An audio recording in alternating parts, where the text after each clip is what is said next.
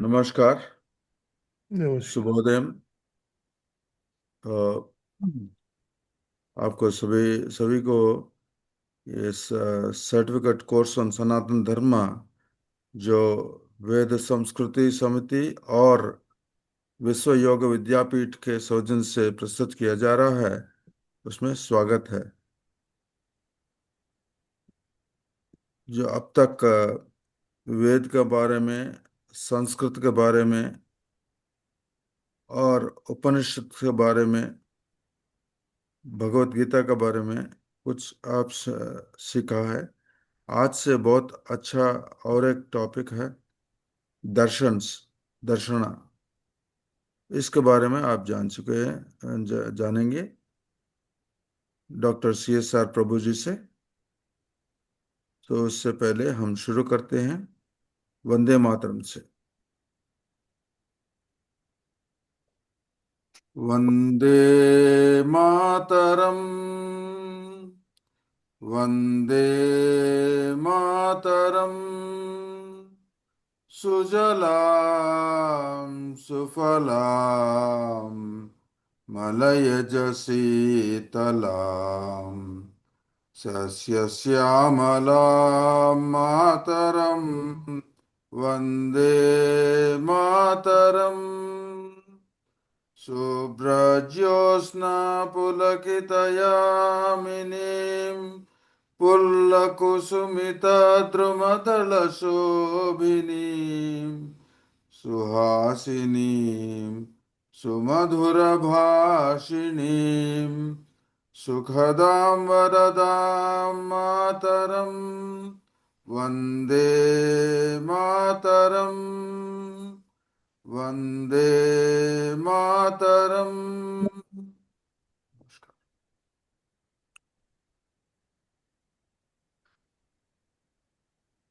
अब मैं अब मैं अनुरोध करता हूँ, शर्मा जी से प्रार्थना करें आपको।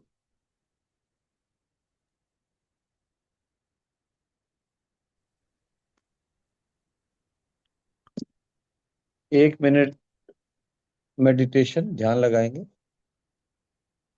स्टार्ट।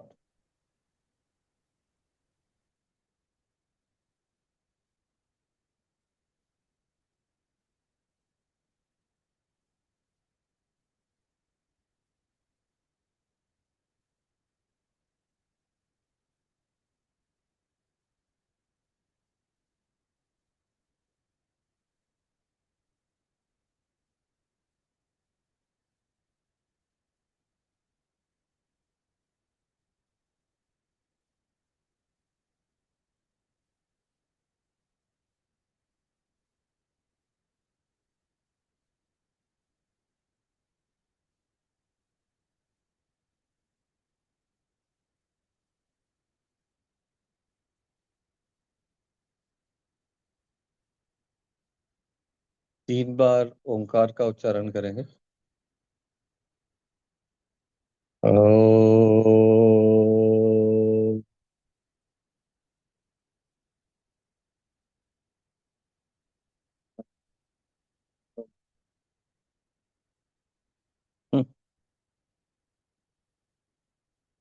ओ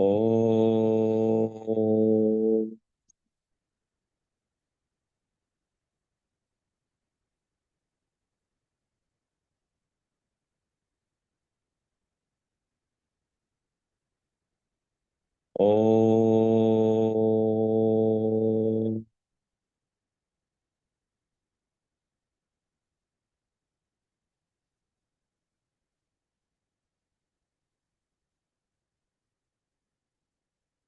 ॐ गणानां त्वा गणपतिगुं हवामहे कविं कवीनामुपमश्रवस्तमं ज्येष्ठराजं ब्रह्मणां ब्रह्मणस्पत आनः शृण्वन्नोतिभिः सीदसादनम्। ॐ श्रीमहागणाधिपतये नमः। ॐ प्रणो देवी सरस्वती वाजेभिर्वाजिनीवती धीनामवित्रयवतु। ओम श्री महासरस्वत्यै नमः।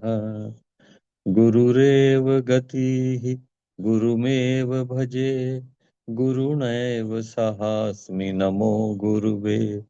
न गुरोः परमं शिशुरस्मि गुरोः, मतिरस्ति गुरौ मां पाहि गुरो। ज्ञानानन्दमयं देवं निर्मलस्फटिकाकृतिम् आधारं सर्वविद्यानां हयग्रीवमुपास्महे। श्रुतिस्मृतिपुराणानाम् आलयं करुणालयं नमामि भगवत्पाद शङ्करं लोकशङ्करं। शङ्करं शङ्कराचार्यं केशवं बादरायणं सूत्रभाष्यकृतौ वन्दे भगवन्तौ पुनः पुनः। ईश्वरो गुरुरात्मेति मूर्तिभेदविभागिने व्योमवद्व्याप्तदेहाय दक्षिणामूर्तये नमः। असतो मा सद्गमय तमसो मा ज्योतिर्गमय मृत्योर्मा अमृतं गमय। ओम शांति शांति शांति। मातृदेवो भव पितृदेवो भव आचार्य देवो भव अतिथि देवो भव। ओम सहना भवतु सहनौ भुनक्तु सह वीर्यं करवावहै तेजस्विनावधीतमस्तु मा विद्विषावहै। ओम शांति शांति शांति। हरि ओम। श्री गुरुभ्यो नमः। हरि ओम।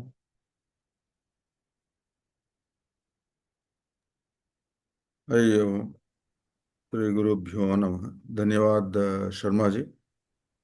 अब मैं आमंत्रित करता हूँ हमारा डॉक्टर CS प्रभु जी से कि वो आगे क्लास को शुरू करें।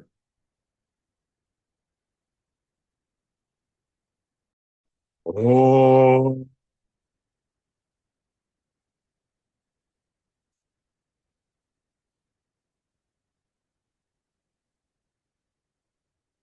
ओम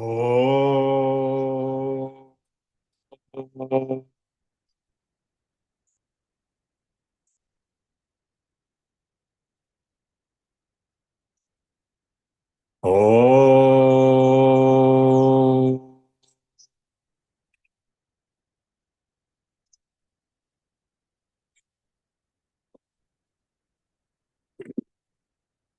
नम नमो ब्रह्मादिभ्यो ब्रह्म विद्या संप्रदाय कर्तृभ्यो वंश ऋषिभ्यो महद्भ्यो नमो गुरुभ्यः।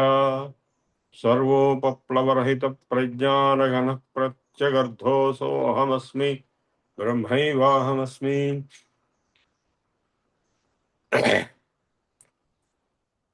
दोस्तों, आज हम दर्शनों के सिंहावलोकन करेंगे और कल मतलब अगले क्लासेस में गहराई में भी थोड़ा सा जाने के लिए कोशिश करेंगे। ये जो दर्शन साहित्य जो है, आप तो जानते हैं दर्शन का मतलब क्या है। दर्शन का अंग्रेजी में फिलॉसफी कहा जाता है। दर्शन साहित्य मतलब philosophical literature of Indian civilization. हमारे भारतीय ज्ञान परंपरा में, जहाँ भारतीय संस्कृति में, वैदिक संस्कृति में ये जो दार्शनिक साहित्य है, इसको अनेक रूप दर्शन, अनेक प्रकार के दर्शन के रूप में समझा जाता है, पढ़ाया जाता है और अध्ययन किया जाता है। ये कैसा हो गया? ये वैदिक वाङ्मय पूरा जो वेद से अपौरुषेय आदि अनंत काल से जो हमारे पास होते होते होते आ गई है और बच गई है, जो कुछ भी बचा है 90% तो खत्म हो गया। मतलब लुप्त हो गया या अदृश्य हो गया हमारे दृष्टि से। जो कुछ भी हमारे पास बचा है, एक 10% से भी कम है, वही खुद जो है बहुत विस्तार रूप में ऋग्वेद, यजुर्वेद, सामवेद, अथर्ववेद, जिनका वर्णन हमारे कृष्ण मुरारी त्रिपाठी जी, जो काशी हिंदू विश्वविद्यालय के प्राचार्य है, घनापाठी है, मैं उनको अच्छी तरह जानता हूं, उनको ही मैं यहाँ पे नियुक्त किया है। तो वो आपको वेद के परिचय देंगे अपने तरीके से, लेकिन विषय बहुत विस्तार है। वेद तो अनंत है, अनंता ही वेदा। तो इस तरह अनंत वेद होने के बावजूद जो आज हमारे सामने 4 वेदों के रूप में या आर्य समाजियों का जो प्रिंटेड बुक्स मिलते हैं, स्वामी दयानंद सरस्वती का भाष्य ऋग्वेद का है और यजुर्वेद का उन्हें आधा थोड़ा सा करके गुजर चुके हैं। बाकी बाकी पंडित लोग, उनके जो अनुयायी थे, वो उन्होंने लिखा है। इसके अलावा उसके पहले सायण आचार्य, जो विद्यारण्य के भाई थे, दोनों मिलके विद्यारण्य और सायण, जो हमारे श्रृंगेरी शंकराचार्य मठ के आचार्य थे, शंकराचार्य थे, विद्यारण्य बहुत प्रकांड पंडित, उनके भाई सायणाचार्य, दोनों मिलके ये जो भाष्य लिखे हैं वेद के, ये तो सारे दुनिया में प्रसिद्ध है। आर्य समाजी लोग उसको खंडन करते हैं, फिर भी सायण भाष्य बहुत मूल रूप से प्रसिद्ध है। उसमें उन सायणाचार्य या विद्यारण्य के भाई दोनों मिलके जो लिखे हैं, वो कहते हैं कि ये जो भाष्य हम लिख रहे हैं ये केवल विनियोग के लिए है। विनियोग मतलब कर्मकांड में, यज्ञ याग आदि क्रतुओं में वेद मंत्रों का विनियोग कैसा होगा, इस तरह के दृष्टि से ही वह भाष्य लिखा हुआ है, ना कि उसका पूरा अर्थ, वेद मंत्रों का पूरा अर्थ हम नहीं बता रहे हैं, हम बता भी नहीं सकते हैं। कोई भी आदमी आज तक सारे अर्थ एक वेद मंत्र का भी पूरी तरह बता नहीं पाया है। इतना गहरा और इतना मिस्टीरियस और इतना तात्विक और आध्यात्मिक और आधिभौतिक, आधिदैविक, इस तरह एक एक मंत्र का 3 प्रकार के अर्थ दिया जा सकते हैं, आधिभौतिक, आधिदैविक और आध्यात्मिक। ऐसा हर एक आदमी फरमाता है। सायणाचार्य भी बोले हैं, दयानंद जी भी बोले हैं, अरविंदो भी बोले हैं। लेकिन दयानंद और अरविंद का ये अपना खुद का जो योगदान रहा है कि दयानंद सरस्वती विज्ञान का मतलब साइंस का, उसमें कई जगह उल्लेख बताया है। मैथमेटिक्स का, एस्ट्रोनॉमी का, केमिस्ट्री का, मेट्रोलॉजी का, उन्होंने ऋग्वेद आदि भाष्य अनुक्रमणी का जो किताब लिखी है, उसमें सारे विषयों का उन्होंने वहाँ पे क्रोडीकृत करके मंत्रों का हर एक विषय पे कौन सा मंत्र क्या बता रही है, मैथमेटिक्स में या केमिस्ट्री में या एस्ट्रोनॉमी में, इस तरह उन्होंने उस ग्रंथ में हमारे लिए बताया है। और अरविंद, श्री अरविंद महर्षि, जो अरविंद आश्रम के हैं, वो भी वेद के ऊपर किताब लिखे हैं। पूरे भाष्य तो नहीं लिखे, लेकिन ऑन द वेदा बोल के किताब लिखे हैं, लाइफ डिवाइन बोल के किताब लिखे हैं। उनके कई किताबें, मतलब 100 के समान किताबें हैं। मैं उनका भी अध्ययन किया था। मेरा पहला गुरु विवेकानंद थे। 12 साल की उम्र में मैं स्वामी विवेकानंद के कंप्लीट वर्क्स ऑफ विवेकानंदा, जितने भी उन्होंने कृतियां की हैं, उसका अध्ययन किया है। मेरा घर के बाजू विवेकानंद हॉल, रामकृष्ण मठ थी, वहीं पे मैं योगाभ्यास सीखा है। उसी समय में मैं पाणिनि का अष्टाध्यायी भी आर्य समाज पद्धति से सीखा था। और ये विवेकानंद के बाद अरविंदो का जो पूरे वॉल्यूम्स है, कंप्लीट वर्क्स ऑफ अरविंदो, 7 बहुत बड़े वॉल्यूम्स है, वो सब मैंने अध्ययन किया है। मेरे 17 साल की उम्र में मैं अरविंद आश्रम भी गया था, वहां से भी मैं कहीं चर्चाएं की। उसके बाद मैं आ, हर एक दृष्टिकोण से वेदों का ज्ञान किस तरह बताया जा सकता है, इसका सारा जिंदगी में मैं अध्ययन करते रहा हूँ। मतलब मेरा कहने का मतलब यह है कि वेद तो अनंत है, जो वेद राशि जो बचा है उसमें भी जो अनेक विद्याओं का उल्लेख होता है, ऐसा कोई विद्या नहीं है जो वेद में नहीं है। तो अनेक विद्याओं का, अनेक दृष्टिकोणों का ज्ञान वेद में प्राप्त होती है। तो जब ये भौतिक रूप से वेदों का ज्ञान को आप देखेंगे, दर्शन करेंगे, उसी को वैशेषिक दर्शन रूप में कणाद महर्षि ने एक दर्शन का सूत्रकार बनके वैशेषिक सूत्रों का उल्लेख किया है।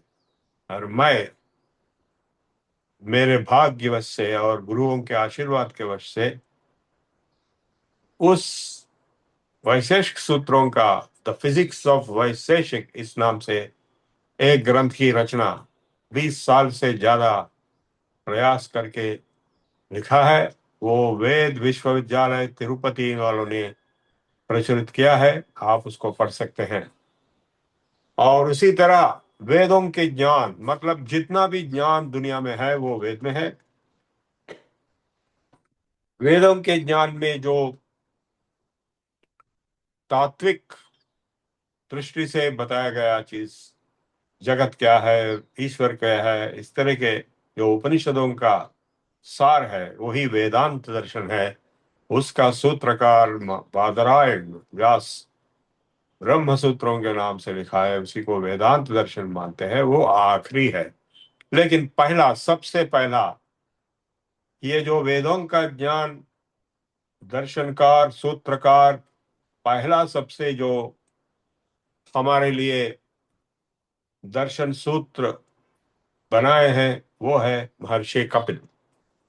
सो कपिल महर्षि जो सांख्य दर्शन, सांख्य सूत्र के रूप में बनाए थे, वो भी तात्विक चिंतन है, लेकिन अपने तरफ से, अपने तरह का, अपने खुद का जो उनका जो दृष्टिकोण था, दर्शन कोण था, उसी के ऊपर उन्होंने सांख्य सूत्रों का उल्लेखन किया है।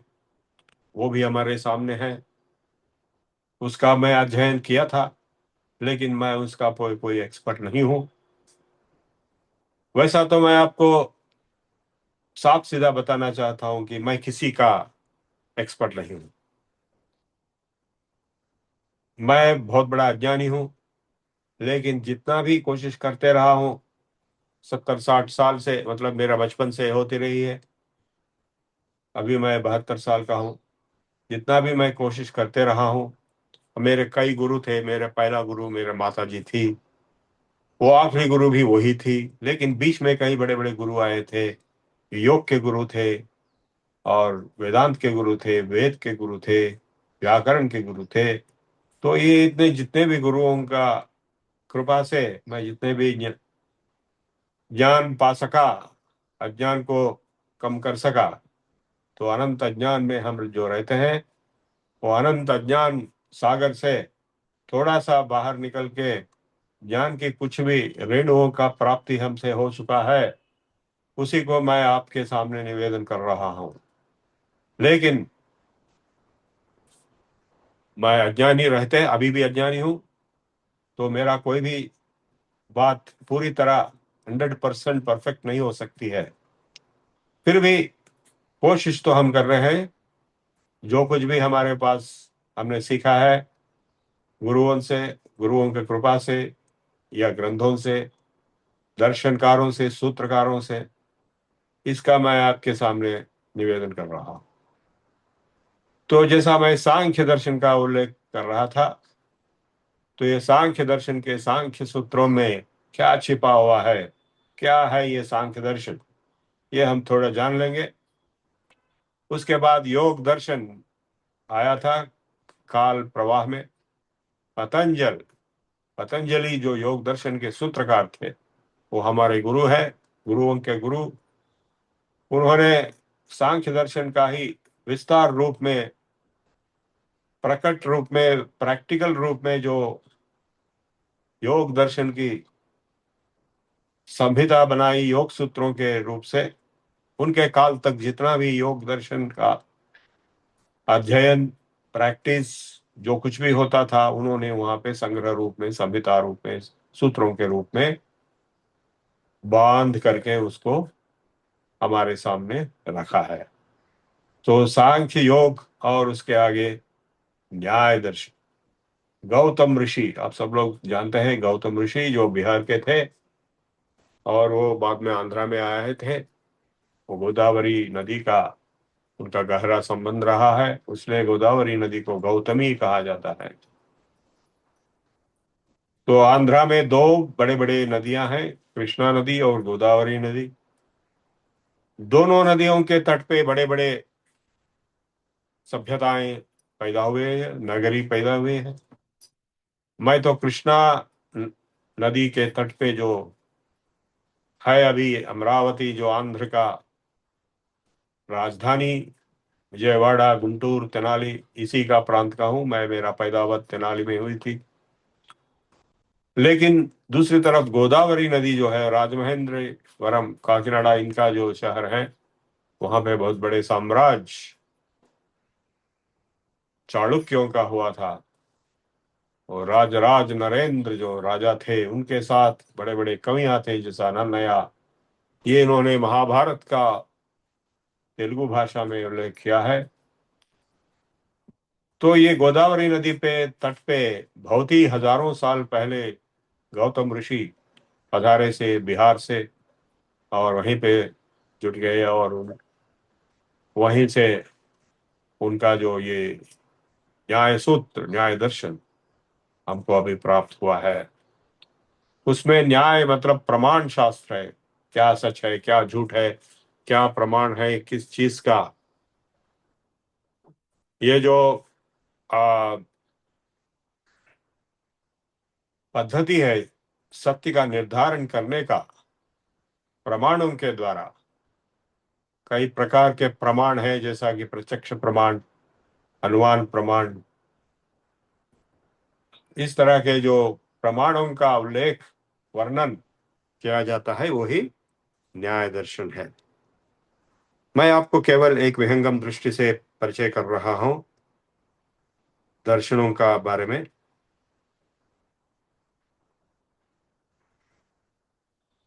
और ये जो न्याय के आगे वैशेषिक है, मैं उसको आपको बता दिया है। न्याय के जो प्रमाणों का विस्तार रूप में प्रयोग करके आधिभौतिक विश्व को समझना ही वैशेषिक दर्शन का लक्ष्य है। और वो प्रमेय शास्त्र है होते हुए भी प्रमाण शास्त्र न्याय के इतना बड़ा अविनाभाव संबंध हो गया कि उसको न्याय का भाग ही बता भी जाता जाया करता था। लेकिन वैशेषिक न्याय का भाग नहीं है, न्याय से बिल्कुल संबंधित है जी। जो उसके संयोग में ही वैशेषिक दर्शन रहता है, लेकिन वो फिजिक्स है। ये मैं मेरे किताब में साबित कर दिया है। 5000 साल में फिजिक्स का कोई दूसरा किताब नहीं है। कोई दूसरा किताब में मैं जैसा फिजिक्स का loss of motion, loss of physics जितने भी है, मैं उसमें बताया, फोर्स, एक्सेलरेशन, इस तरह की चीज और किसी ने नहीं बताया। 5000 साल लोग वैशेषिक दर्शन को एक तात्विक दृष्टि से कई किताब लिख चुके थे। ये केवल जो जो कोई लिखे थे वो सब तात्विक मतलब दार्शनिक फिलॉसफी के प्रोफेसर थे, उनको फिजिक्स का ज्ञान नहीं था। तो उसके वजह से वो वैशेषिक दर्शन में फिजिक्स के मौजूदगी के बावजूद वो लोग उसको पहचान न पाए। उसको केवल न्याय दर्शन के रूप में या फिलॉसफी, तात्विक दृष्टि के रूप में उन्होंने प्रस्तुत किया था। कई आचार्य ने 12वीं शताब्दी के बाद से आज तक, उसके पहले जो वैशेषिक के भाष्य थे, सबसे पहला जो भाष्य था पदार्थ धर्म संग्रह प्रशस्त पाद का, उसमें भौतिक फिजिक्स रूप में बताया गया था। उसी को मैं आधार लेके, मेरे किताब अंग्रेजी में है, आप उसको पढ़ सकते हैं, वेद विश्वविद्यालय से आप मंगवा सकते हैं, तिरुपति। तो ये न्याय वैशेषिक के बाद हो गए मीमांसा दर्शन। उसमें दो है, पूर्व मीमांसा और दूसरा उत्तर मीमांसा। उत्तर मीमांसा का ही दूसरा नाम है वेदांत दर्शन। पूर्व मीमांसा जो जैमिनी सूत्रों से, मीमांसा सूत्रों से बना हुआ है, वो कर्मकांड के प्रामुख्यता, महात्म्यता और कर्मकांड के समझने के लिए ये जो जैमिनी के मीमांसा सूत्र, कर्म का प्रामुख्यता, कर्म से क्या होगा, और वेदों का मंत्रों का अर्थ समझने के लिए मीमांसा की जो विवेचना होती है, वो बहुत गहरी बात है। इतना गहरी है कि आजकल वो कंप्यूटर साइंस में भी पहुंच गया है। तो ये मीमांसा दर्शन है। आगे वेदांत दर्शन है, जो उत्तर मीमांसा कहा जाता है, जिसमें कर्म का अत्युन्नत स्थान को निराकार किया गया है आदि शंकराचार्य के द्वारा। कर्म के जो अत्युन्नत स्थान, सबसे बड़ा प्रामुख्यता कर्म से ही, कर्म ही ब्रह्म है, इस तरह का जो वाद मंडन मिश्र आदि बड़े बड़े कर्मिष्ठियों ने, कर्मकांड के जो प्रचारक प्रवर्तक थे, उनको आदि शंकराचार्य ने अपने जीवन काल में खंडन किया, जीत लिया और उनको अपने शिष्य बना लिया। तो मंडन मिश्र, वो सब जो सबसे बड़ा कर्मिष्ठी और कर्म सिद्धांत के ज्ञाता, प्रवर्तक, प्रचारक, प्रसारक थे, उनको आदि शंकराचार्य ने वाद विवाद में जीत लेके अपने शिष्य बना के उनको सुरेश्वराचार्य के नाम दिए के श्रृंगेरी शंकराचार्य मठ के शंकराचार्य बना दिया था। तो इतना बड़ा परिवर्तन, कर्म ही ब्रह्म नहीं है, ज्ञान से ही मुक्ति मिलती है, इस तरह का जो उत्तर मीमांसा वेदांत शास्त्र, वेदांत दर्शन का मूलभूत ब्रह्म सूत्रों का उल्लेख बादरायण ने किया है, जो केशव के माँ वैष्णु के अवतार थे। हम एक श्लोक, प्रार्थना श्लोक पढ़ते हैं, आप जानते हैं, केशवम बादरायणम। सो शंकरम शंकराचार्यम केशवम बादरायणम सूत्र भाष्य कृतो वंदे भगवंतौ पुनः पुनः। इसका मतलब क्या है?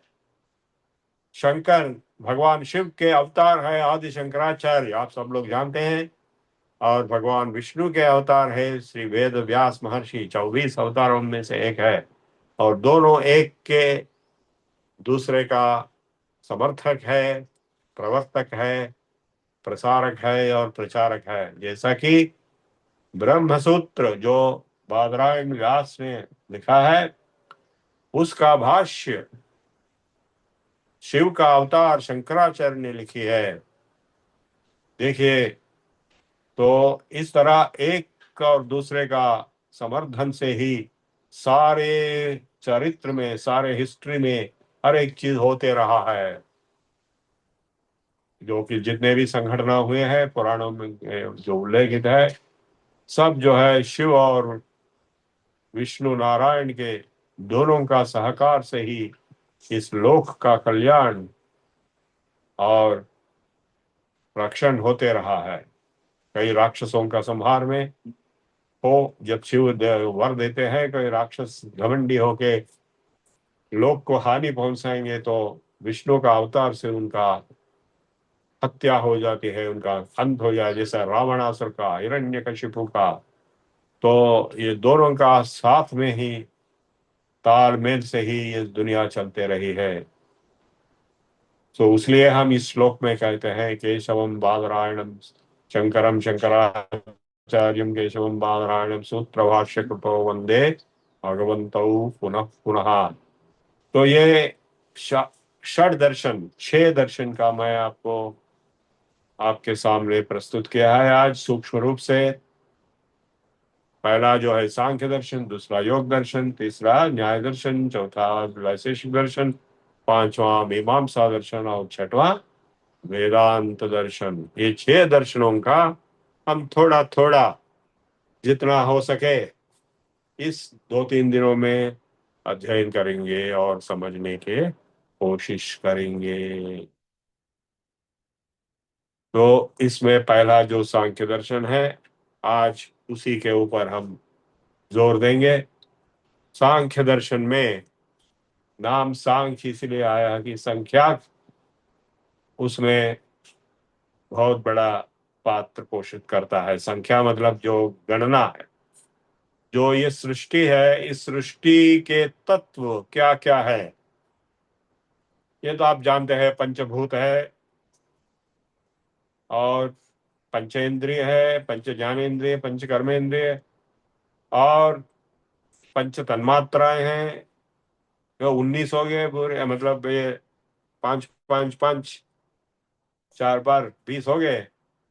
तो बाकी बचा है मनोबुद्धि अहंकार, ये सब मिलके, और आखिरी में महत जो है, ये सब मिलके एक ब्रह्मा जो के स्थान है महत, ये सब मिलके 23 हो गया। और 24th जो है वो पुरुष है। तो प्रकृति और पुरुष, बाकी सब प्रकृति है। तो सांख्य का सार जो पूरा भगवत गीता में ही कहा गया, बताया गया है, प्रकृतिम पुरुषम चैव विद्धि अनादि उभावपि विकारांश्च गुणांश्चैव विद्धि प्रकृति संभवान कार्य कारण कर्तृत्वे हेतु प्रकृतिरुच्यते पुरुष सुख दुखानां भोक्तृत्वे हेतुरुच्यते। पुरुष और प्रकृति ही इस दुनिया का आधार है। पुरुष और प्रकृति के मेलन से ही इस दुनिया बना हुआ है। इसलिए अर्धनारीश्वर बताया जाता है। उसी को शिव और शक्ति के रूप से बताया जाता है, ब्रह्म और माया के रूप में बताया जाता है, लक्ष्मी और नारायण के रूप में बताया जाता है। प्रकृति और पुरुष है। प्रकृति क्या है? प्रकृतिम पुरुषम चैव विद्यानादि उभावपि विकारांश्च गुणांश्चैव विद्धि प्रकृति संभवान कार्य कारण कर्तृत्वे हेतु प्रकृतिरुच्यते पुरुष सुख दुखानां भोक्तृत्वे हेतुरुच्यते। तो प्रकृति और पुरुष अनादि से है, मौजूद है। प्रकृतिम पुरुषम चैव विद्यानादि उभावपि, दोनों विकारांश्च गुणांश्चैव विद्धि प्रकृति संभवान। प्रकृति से जो पैदा हुई है वही है गुण, त्रिगुण, सत्वगुण, रजोगुण और तमोगुण। आप जानते हैं इनको। और विकार, षड विकार, उत्पत्ति और बड़ापन, बड़ा होना और मैच्योर होना, और decay, maturity, decay and death, आखिरी में मृत्यु मतलब खत्म होना। ये 6 विकार जो है हर एक वस्तु में होती है। इस शरीर में होती है birth, growth, strengthening, maturity, decomposition, decay and death. ये जो 6 विकार हर एक वस्तु में होती है। कोई वस्तु शाश्वत नहीं होता है। तो काल में ये 6 विकार, षड विकार, हर एक वस्तु परिवर्तन होते रहते हैं। हर एक वस्तु में ये षड विकार परिवर्तन होते हैं, है ना। तो ये विकारांश गुणांश्चैव, सत्वगुण, रजोगुण, तमोगुण, ये 3 गुण क्या है वो भी भगवत गीता में बताया गया है विस्तार रूप में। गुणत्रय विभाग योग जो अध्याय है, सत्वं रजस्तम इति गुणा प्रकृति संभवा। निबध्नन्ति महाबाहो देहे देहिनमव्ययम् तत्र सत्त्वं निर्मलत्वात् प्रकाशकमनामयम् सुखसंगेन बध्नाति ज्ञानसंगेन चानघ रजो रागात्मकं विद्धि तृष्णासंगसमुद्भवम् कर्मसंगेन बध्नाति तमस्त्वज्ञानजं विद्धि मोहनं सर्वदेहिनां प्रमादालस्य निद्राभिस्तन्निबध्नाति भारत। यहीं पे उनका निर्वाचन हुआ है। तो सत्व जो है निर्मलत्व, तत्र सत्वम निर्मलत्वात् अनामय, शुद्ध और ज्ञान के रूप है। ज्ञान संगेन बध्नाति, वो अपने आप को बांध देता है। ये तीनों गुण सत्वम रजस्तम इति गुणा प्रकृति संभवा निबध्नन्ति महाबाहो देहे देहिनम अव्ययम। इस देह में, इस शरीर में ये जो आत्मा आप जो हैं, आपको ये तीन गुण बांध रखे हैं। निबध्नन्ति महाबाहो देहे देहिनम अव्ययम, बांध करके, बंध करके रखे हैं। आप इससे बाहर नहीं निकल सकते। इस तरह का आपके शरीर से आत्मा का बंधन किया गया है इसी तीन गुणों से। यही लोग है, यही मतलब यही तत्व है। ये तीन आपको बंधित रखे हैं इस शरीर में। देहे देहिनम अव्ययम, आप तो अव्यय अनंत आदि परमात्मा होते हुए भी इस शरीर को आप बंधित, शरीर में बंधित हो गए हैं इसी तीन गुणों के वजह से। और इसमें सत्व गुण आपको ज्ञान रूप से बंधन किया है। कर्म संग ज्ञान संगेन बध्नाति, सुख संगेन बध्नाति, ज्ञान संगेन साधन। सत्व गुण आपको सुख का अनुभूति देती है और ज्ञान का उदय देती है, लेकिन आपको बांध के रखी। और रजोगुण, रजो रागात्मकम विद्धि तृष्णा संग समुद्भवम। ये रजोगुण रागात्मक है, तृष्णा और संग रूप में पैदा हुआ है। कर्म संगेन बध्नाति, आपको इस शरीर के साथ कर्म के रूप में बंधित किया हुआ है। और तमोगुण क्या है? तमस्तु अज्ञानजम विद्धि, अज्ञान से पैदा हुआ है। मोहनम सर्वदेहिनाम, सारे देहिन मतलब सारे जीवात्माओं को मोहन कर देते हैं, हिप्नोटाइज कर देते हैं।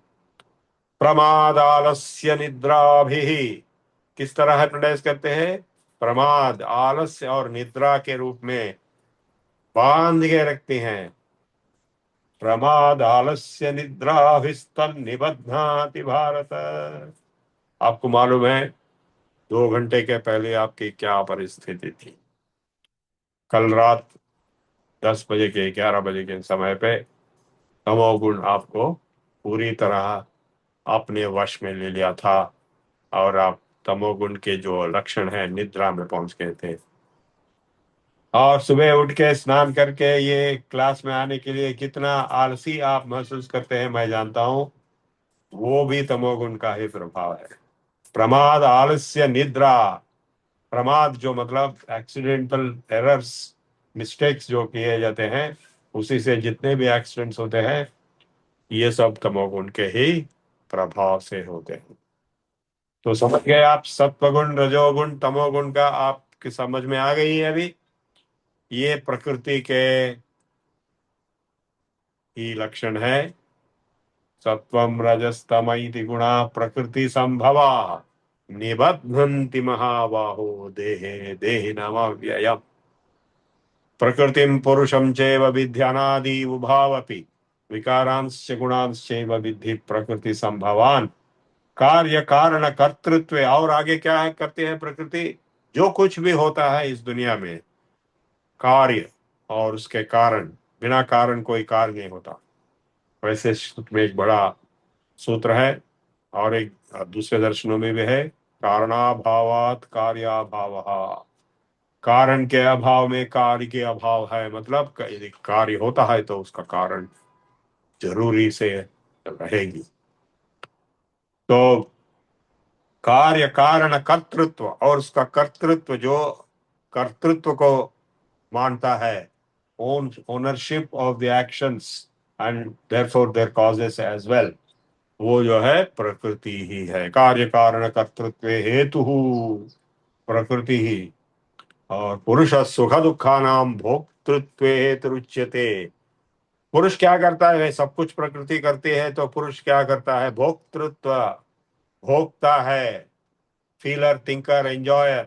ये जो पुरुष है आत्मा, अव्यय पुरुष साक्षी क्षेत्रज्ञो अक्षर एव च, एक ही है जो नारायण विष्णु का अंश है, हमारा जीवात्मा है जो भोगता है, ये सारी चीजों को भोगने वाला।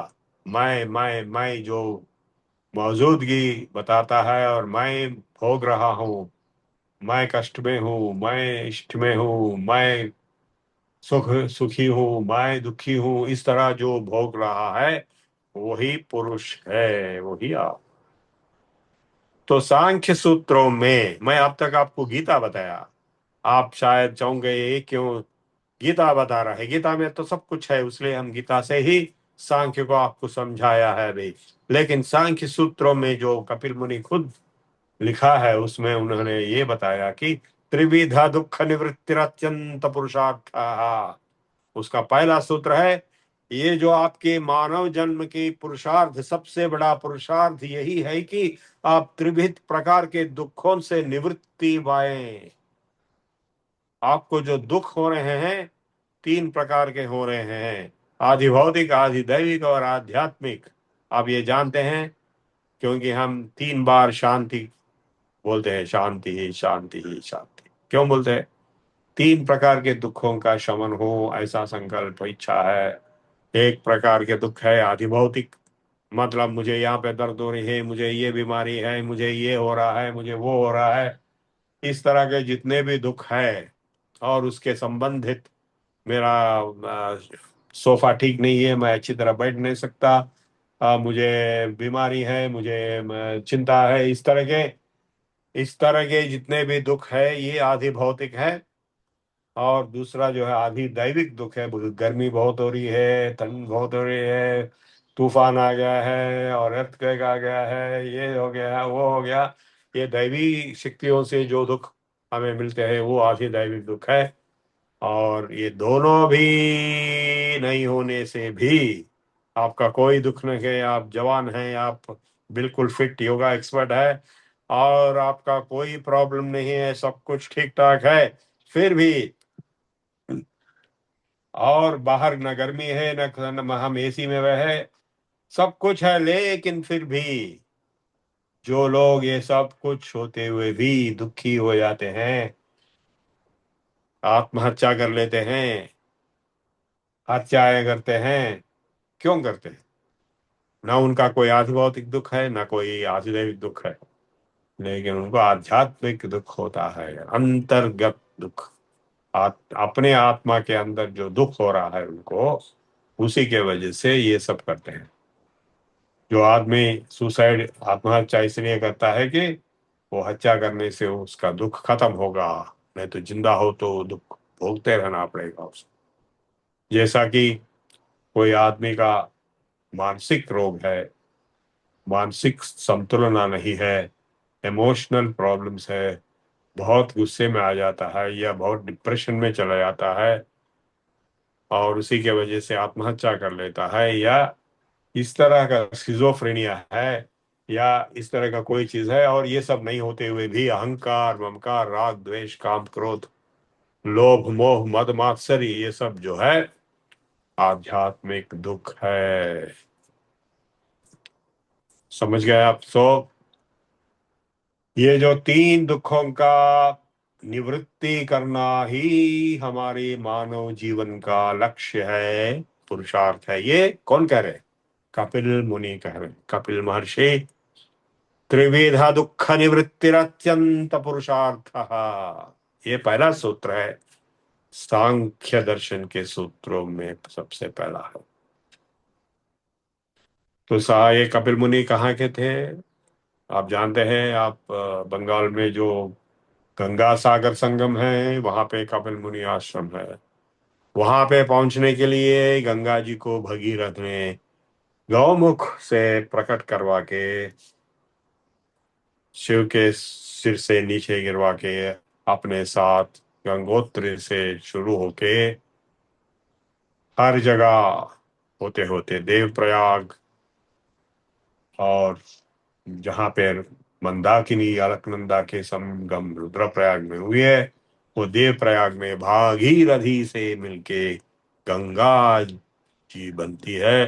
वो महापवित्र विष्णु पादोद्भवी गंगा, केवल नाम स्मरण से ही आप पवित्र हो जाएंगे। गंगा गंगा गंगा कहते कहते आप पवित्र हो जाएंगे, इतना बड़ा महात्म्य है।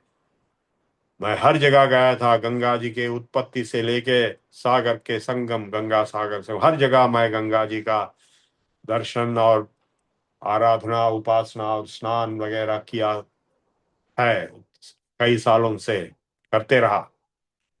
और ये जो गंगा जी कपिल मुनि के आश्रम में सागर के जो हजारों 64 या मतलब उनके जो पुत्र थे, उनका जो अस्थियां थे, भस्म था, उनका शरीर का भस्म, वहां पे पहुंच जाने के बाद गंगा जी के संपर्क में हो आते ही वो लोग स्वर्ग में पहुंच गए।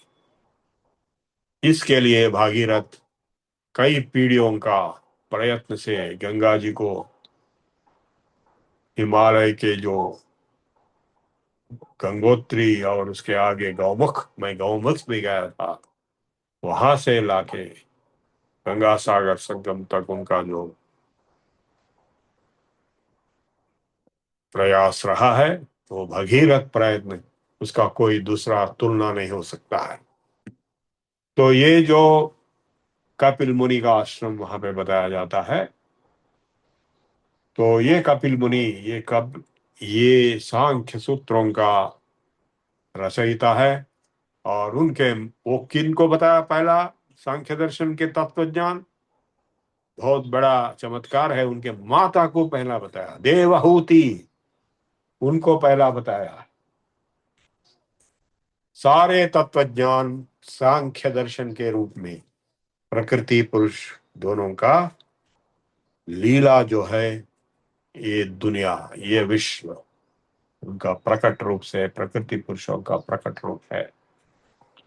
तो इस तरह उन्होंने सांख्य दर्शन में दुखों का निवृत्ति का उपाय कैसा हो, दुख तो बिल्कुल सच है, ऐसा कोई आदमी नहीं जिसका कोई दुख नहीं होता।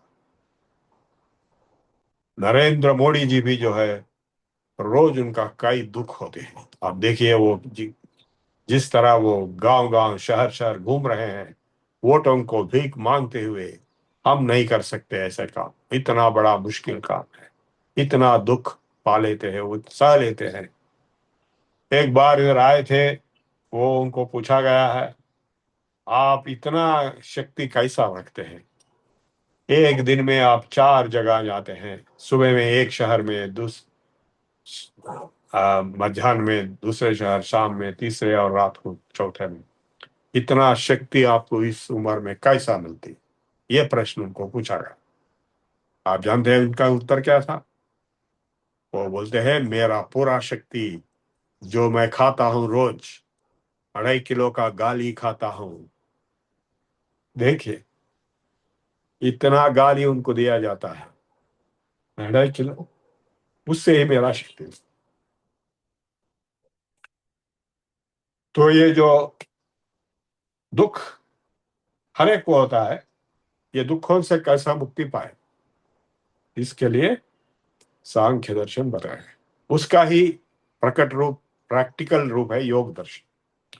त्रिविध दुख निवृत्तिरत्यंत पुरुषार्थ, अत्यंत पुरुषार्थ, सबसे ज्यादा पुरुषार्थ यही है कि आप सारे दुखों का, 3 प्रकार के जितने भी दुख है सबका निवृत्ति करें। मानव जाति का, मानव सभ्यता का, ह्यूमन सिविलाइजेशन का एक प्रयत्न, कोशिश होते रहा है, यही है दुखों का निवृत्ति करना। यही सांख्य दर्शन का बहुत बड़ा स्टेटमेंट है। इससे बड़ा स्टेटमेंट किसी ने नहीं दिया कभी। और उसके उपाय जो है बताए जाते हैं, और ये गुणों का लक्षण बताया जाते हैं, जैसा अभी मैं आपको बता चुका हूं भगवत गीता के माध्यम से। आखिरी में आखिरी सूत्र सांख्य दर्शन का यही है, असंगोयम पुरुषः। ये पुरुष जो है, ये जो भोग रहा है, वो असल में असंग है, वो प्रकृति नहीं है, प्रकृति से अलग है। ये ज्ञान पैदा होना ही मोक्ष है। जब आप पहचानेंगे कि आप अपने आप को प्रकृति से अलग, असंग है, असंगो हम, नित्यो हम, निर्विकल्पो हम, तो इस तरह जो आत्म साक्षात्कार, आत्मा का मतलब पुरुष ही है, दोनों एक ही है। अव्यय पुरुष साक्षी क्षेत्रज्ञो अक्षर एव च। तो आत्मा का साक्षात्कार होता है तो आप मोक्ष स्थिति में जाएंगे, आप मुक्त है, मुक्त हो जाएंगे। असंगोयम पुरुषः, ये आखिरी सूत्र है सांख्य दर्शन का। तो आपको मैं सांख्य दर्शन का परिचय करवाया हूं बहुत ही सूक्ष्म रूप से। आप सांख्य सूत्रों का अध्ययन कीजिए अपने आप, और ईश्वर कृष्ण का, उसका बहुत बड़ा व्याख्यान है। मैं तो अज्ञानी हूं, मैं ये सब बहुत कुछ कोशिश किया है लेकिन बहुत कम प्राप्त कर सका हूं। तो आप मेरे से ज्यादा ज्ञान प्राप्त कर सकते हैं अपने ही खुद के अध्ययन से। और इसको कहा गया निरीश्वर सांख्य, क्योंकि इसमें कोई ईश्वर का जिक्र नहीं है, लेकिन पुरुष है, आत्मा है। तो जब ईश्वर का भी प्रस्ताव सांख्य दर्शन में लाया जाता है, तब वो होगा योग दर्शन। योग दर्शन पातंजल का जो है, आप एक किताब खरीद लीजिए, पातंजल योग प्रदीप। ये बड़ा किताब है, वो गीता प्रेस का है, कपड़ा का बाइंडिंग है। ओमानंद जी का बहुत विशिष्ट ग्रंथ है, जिसको मैं अपने प्रवचनों में उपयोग करता हूँ, आगे भी करूंगा, आपके साथ भी होगा। योग दर्शन वो गहरी तरह से हम उसका अध्ययन करेंगे। हमारे ये जो अभी जो कोर्स चल रहा है, ये तो लेवल 1 का है। इसके आगे जो होगा एडवांस्ड कोर्स लेवल 2, उसमें हम पातंजल योग सूत्रों का गहरी तरह से अध्ययन करेंगे। और इसमें भी थोड़ा सा आगे योग की जो कक्षाएं होंगी, उसमें हम योग दर्शन का अध्ययन करेंगे। सुशेश्वर सांख्य को योग कहा गया है, न केवल सांख्य का प्रैक्टिकल एप्लीकेशन और प्रोसीजर्स फॉर प्रैक्टिस है उसमें, लेकिन ईश्वर का भी यहाँ पे परिचय किया गया है। ईश्वर एक ऐसा व्यक्तित्व है, क्लेश कर्म विपाकाशयेरपरामृष्ट पुरुष विशेष ईश्वर। ये जो सांख्य में कोई ईश्वर का जिक्र नहीं है, लेकिन योग दर्शन में, योग सूत्रों में ईश्वर पहुंच जाते हैं, मिल जाते हैं। क्लेश मूल कर्माशय दृष्टा दृष्ट जन्म वेदनीय। ये दुख जो है, दूसरा नाम है उनका क्लेश। तो ये क्लेशों का मूल क्या है? क्लेश मूल कर्माशय। आपका जो कर्माशय है, कर्म का जो आशय, ये एक कंटेनर जैसा है, आपका जो वासनाओं का शरीर है। क्लेश मूल कर्म, जब आपने पूर्व जन्मों में जो कर्म किया है, पुण्य और अपुण्य, क्लेश मूल कर्माशय दृष्टा दृष्ट जन्म वेदनीय। अदृष्ट जन्म दृष्ट जन्म, इस जन्म जो है दृष्ट जन्म है, पूर्व जन्म अदृष्ट है। लेकिन जितने भी आपके जन्मों में आपने जितने भी कर्म किए हुए हैं, पाप और पुण्य, उनका पूरा रिकॉर्ड चित्रगुप्त जो करते हैं वो सब छिपा हुआ है कर्माशय में। वही क्लेश मूल है। क्लेश मूल कर्माशय दृष्टा दृष्ट जन्म वेदनीय, ये पतंजल के सूत्र है। उसके आगे ये उन्होंने ये भी बताया कि हे साध परता फला पुण्या पुण्य हेतुत्वात्, ये पुण्य और अपुण्य के लक्षण से ये कर्म जो है आह्लाद और परिताप की फल के रूप में आपको फल देंगे। आह्लाद सुख पुण्य कर्म से पुण्य कर्म का फल है, और परिताप दुख पाप कर्म का फलित है। तो ये दोनों का सति मूले तद विपाके जात्यायुर्भोगा, ये दोनों कर्मों का विपाक से ही आपका ये जन्म हुआ है।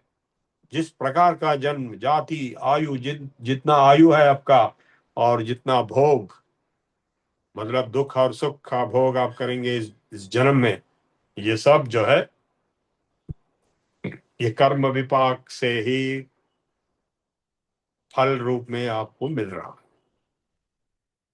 तो इस क्लेशों से दूर जो एक ही व्यक्ति है, एक ही व्यक्तित्व है, वो ही है ईश्वर,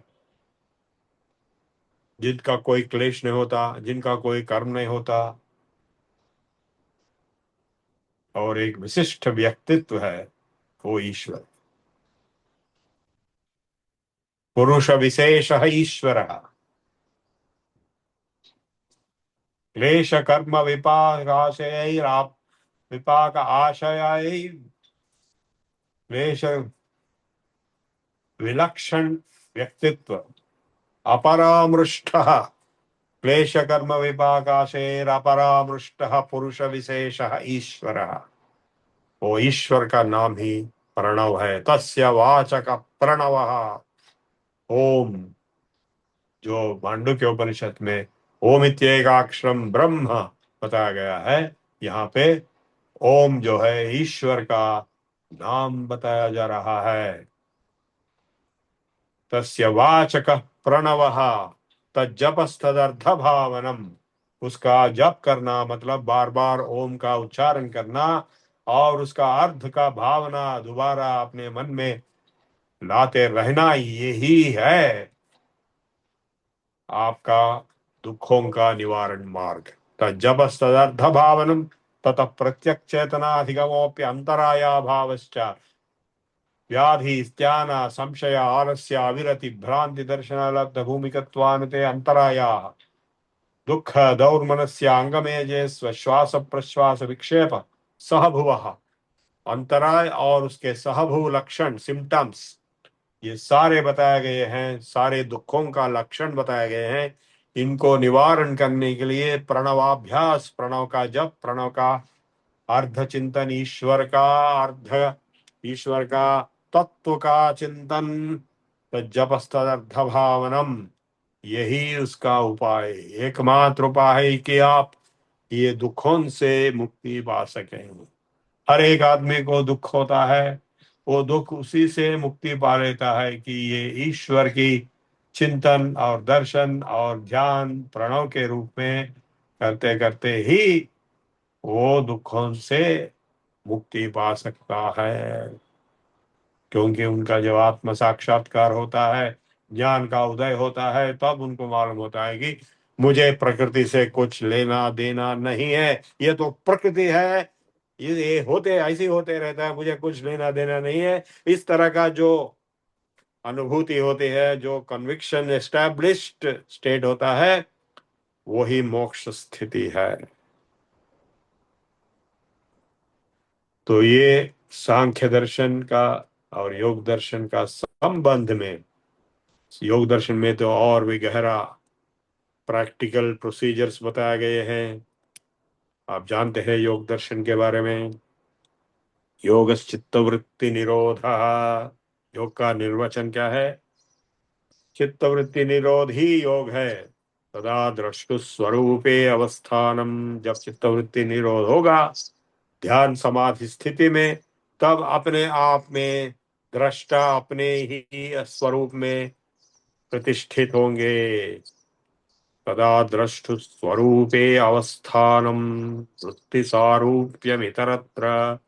यदि ऐसा न हो तो चित्तवृत्तियों में फंसे हुए हो, लिपटे हुए हो, तो आप चित्तवृत्तियों के सारूप्य अनुभूति करते रहेंगे, प्रकृति के दुखों का अनुभूति करते रहेंगे, जो प्रकृति गुण आपको दुख दे रहे हैं उसकी अनुभूति करते रहेंगे। इसलिए योग स्थिति में अकेला एक स्थिति है जिसमें आप दुखों से मुक्त होंगे, अपने स्वरूप निष्ठा में रह सकते हैं, क्योंकि अपना स्वरूप पुरुष है जो असंग है, असंगोयम पुरुषः।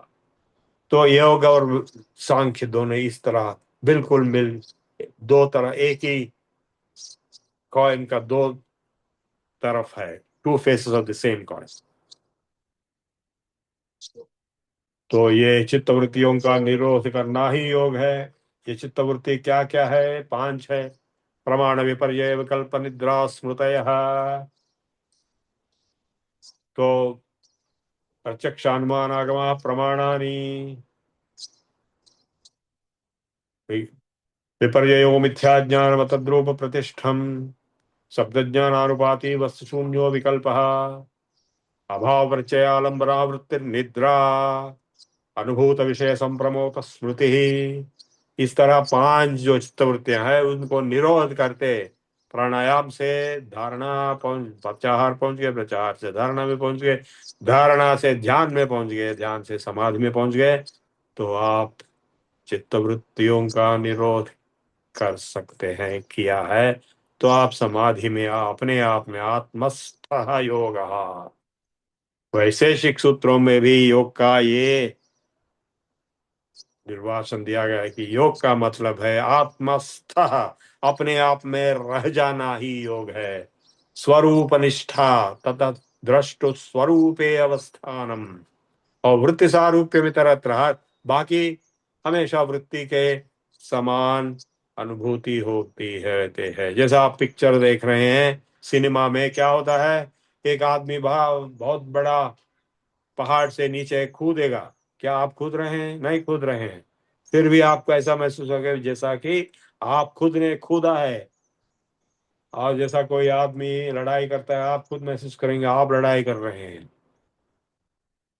जो जो अनुभूतियां पिक्चर में सिनेमा में दिखाया जाते हैं, इसलिए दिखाया जाते हैं, इसलिए पैसा खर्च करके लोग वहां पे जाके घंटों तक बैठ के देखते रहते हैं कि ये अपने आप को वो सब करते जैसा महसूस करते हैं।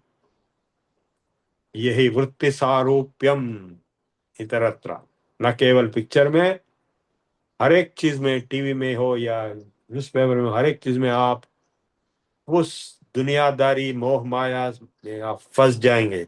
उसके फंसने से ही आपको सारे दुख हो रहे हैं। तो उससे निकाल के जब असंगोयम पुरुषः आप बैठ जाते हैं ध्यान समाधि में, आपका कोई दुख नहीं, आप दुख से विमुक्त है। यदि इसका जो अनुभूति का लक्षण गहरी तरह, गहरी रीति में आपके अंदर बैठ जाती हैं हमेशा के लिए, आप जीवन मुक्त है। आप सब कुछ काम करते हुए भी आपको कोई दुख नहीं होगा, कोई असर नहीं होगा। आप गाली भी खा सकते हैं, जैसा नरेंद्र मोदी गाली खाते हैं रोज 2.5 किलो, आपको कोई फर्क नहीं पड़ेगा, आप शक्ति पाएंगे उससे। नरेंद्र मोदी कहते हैं कि गाली खाने से उनको शक्ति मिलती, कैसा मिलती? बहुत आश्चर्यजनक बात है। इसी तरह, इसे मेरे ख्याल से ये ऐसा मिलता है कि उनका आध्यात्मिक शक्ति बढ़ जाती है उसको सहने में। जब आध्यात्मिक शक्ति से आप इस स्थिति में पहुंच जाएंगे, ये जो दूषण भूषण तिरस्कार सब जो है इस शरीर का है, मेरा नहीं है, तो उस स्थिति में आप शक्ति पाएंगे। तो अनंत शक्तिमान भगवान है, तो आप अच्युतानंत गोविंद नारायण अमृता, ये जो नाम आप दोहराते रहेंगे तो आपको शक्ति मिलती है। तो इसलिए नरेंद्र मोदी जी कहते हैं कि मैं रोज 2.5 किलो की गाली खाता हूँ, उसी वजह से मेरा पूरा शक्तिवंत है कि मैं इतना सारा हिंदुस्तान घूमते रहता हूँ दिन रात, और भाषण देते रहता हूँ, काम करते रहता हूँ दिन रात, बिना कोई खुद के लिए। ये तो कर्मयोगी है, बहुत बड़ा कर्मयोग है ये तो अभी कितना टाइम है? It is 7:35। ओके, तो आज मैं आपको सांख्य और योग का परिचय कराया हूँ और आगे भी कराएंगे। तो वैशेषिक न्याय का भी परिचय किया, आपको करवाया हूँ, और मीमांसा और वेदांत का भी परिचय आपको किया हूँ। लेकिन इसमें एक आश्चर्य की बात यह है, जो एवोल्यूशन ऑफ थॉट, जो from Sankhya to Vedanta through the six darshanas over millennia, thousands of years, क्योंकि कपिल महर्षि जो थे वो सबसे पहले थे सागर महाराज के समय में। अभी उसके बाद ये जो लास्ट में जो वेदांत दर्शन है, ब्रह्मसूत्र जो व्यास महर्षि ने लिखा है, वो तो द्वापर युग महाभारत के काल के हैं। तो इतने युगों में ये जो विस्तार रूप में परिवर्तन और एवोल्यूशन हुआ है, किसका? तत्व ज्ञान का। सांख्य के तत्व से लेके वेदांत की ब्रह्म तत्व तक, पुरुष से लेके ब्रह्म तक, बीच में आत्मा है, और बीच में न्याय दर्शन है। न्याय के उपयोग पद्धतियों को उपयोग करते हुए भौतिक विश्व का जो तत्व ज्ञान वैशेषिक होते हुए मानसिक तत्व का ज्ञान योग दर्शन होते हुए, मीमांसा कर्मकांडा जो यज्ञ याग आदि कर्तुओं का जो उनका विश्लेषण होते हुए वेदांत में पहुंच गए, ज्ञान कांडा। ये जो परिवर्तनशील evolutionary process of philosophical thoughts बहुत रोचक है। आप इसको समझेंगे ऐसा मेरा उम्मीद है। मैं अभी अभी रुक देता हूँ, यदि आपको कोई प्रश्न पूछना है तो पूछ सकते। धन्यवाद प्रभु जी। अब मैं प्रश्नोत्तर लेता हूँ। राज बहादुर जी, आप आपका प्रश्न पूछिए। अनम्यूट कर लीजिए।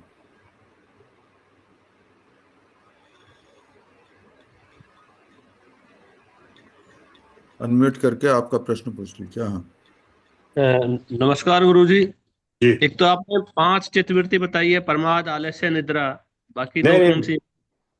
नहीं नहीं, आप काफी कंफ्यूज हो गए। प्रमाद आलस्य निद्रा ये तमोगुण के लक्षण है।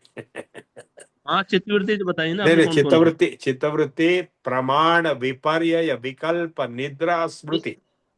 गुरु जी लिखना चाहूंगा, प्रमाण, विपर्य, विपर्य, विकल्प, विकल्प, निद्रा निद्रा, और स्मृति। बिल्कुल। स्मृति। और एक बताया था, सठ विकार बताए थे आपने, डिके डेथ लास्ट में था उनमें। नहीं, वो षड विकार है। वो आपको हिंदी में मैं समझाया, अंग्रेजी में समझाया। पैदा होना, बड़ा होना, बलवान होना, और कमजोर होना बुढ़ापा में, और आखिर में मर जाना। ये जो छह जो है आपके मानव जीवन में दिखते हैं आपको, उसी को षड विकार बताए गए हैं। न केवल पैदा मानव, होना, पैदा होना, बलवान होना। पैदा होना, बड़ा होना। अभी जो बच्चा पैदा हुआ है बढ़ते बढ़ते जाएगा ना, कई साल तक। तो बाद में बलवान होना, मैच्योरिटी में पहुंचना, बिल्कुल परफेक्ट मैच्योरिटी, और उसके अच्छा, बाद बलहीन होते रहना, जैसा बुढ़ापे में होता है, आखिर में मर जाना। ठीक है। तो आप ये सब ऐसा लिखने से काम नहीं चलेगा, आपको पढ़ना पड़ेगा वो किताबों को। आप पातंजलि योग दर्शन किताब पढ़ लीजिए, आप गीता प्रेस में जाइए और पातंजलि योग प्रदीप ऐसा एक बड़ा किताब है, वो आप, अच्छा जी। हाँ, वो पढ़ लीजिए आप। उसमें सब कुछ है, ये सांख्य भी है, योग भी है, सब कुछ है उसमें। ओके, अजय मिश्रा जी,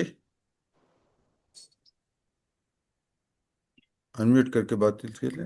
हाँ। सादर प्रणाम गुरु जी।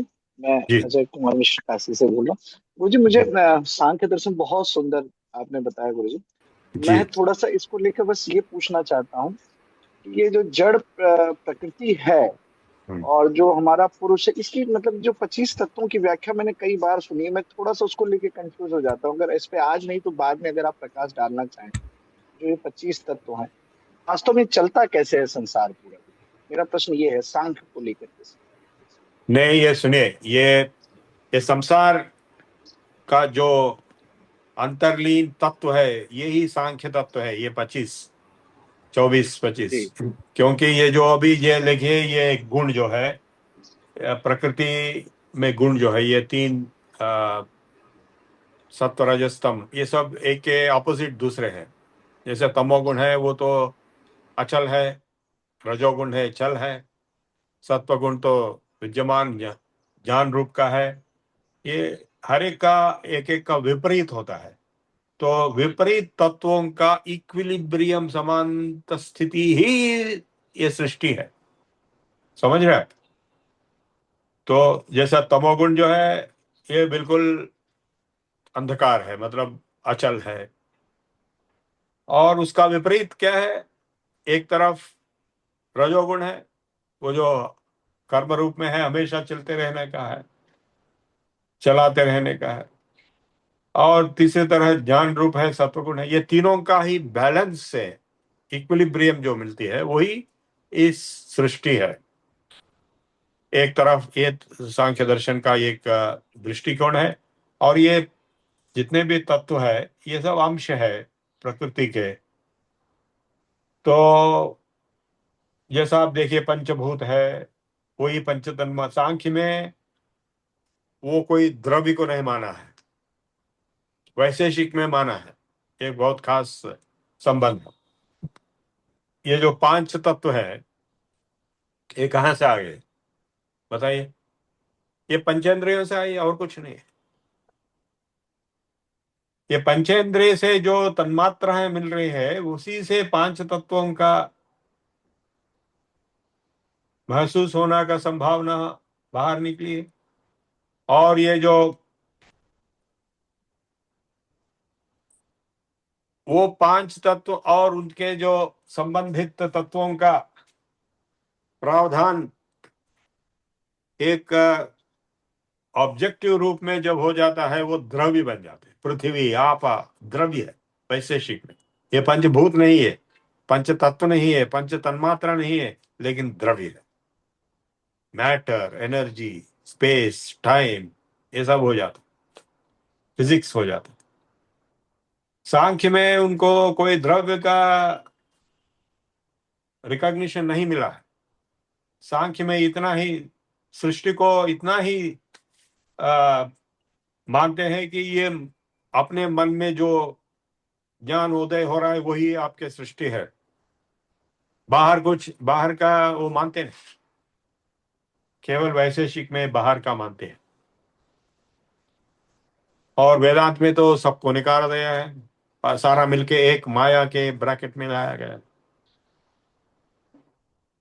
और ब्रह्म सत्यम जगन मिथ्या, मिथ्या कहा गया है जगत को, माया का माया मोह कहा गया है वेदांत। तो हर एक दर्शन जो है अपने आप स्वतंत्र है। आप ये समझ लीजिए बराबर। ऐसा नहीं है कि एक के ऊपर दूसरा आधारित है, अपने आप में स्वतंत्र है, लेकिन एक से एक दूसरे से कॉम्प्लीमेंट्री भी है।